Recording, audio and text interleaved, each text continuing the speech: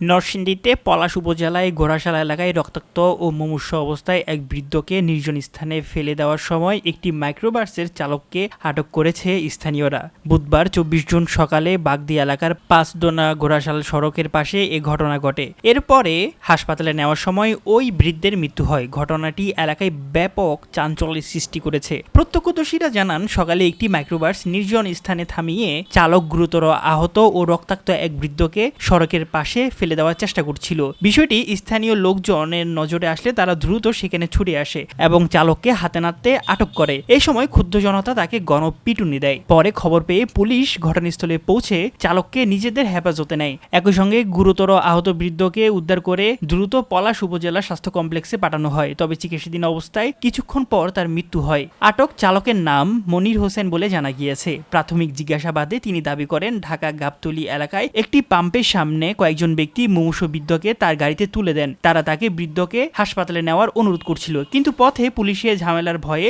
তিনি বৃদ্ধকে নরসিংদীর নির্জন এলাকায় ফেলে রেখে চলে যাওয়ার সিদ্ধান্ত নেন। ঘটনার খবর ছড়িয়ে পড়লে এলাকায় ব্যাপক উত্তেজনা দেখা দেয়। স্থানীয়দের প্রশ্ন, আহত ব্যক্তিকে হাসপাতালে না নিয়ে কেন নির্জন স্থানে ফেলে দেওয়ার চেষ্টা করা হয়েছিল এবং ওই বৃদ্ধ কিভাবে গুরুতর আহত হয়েছিল।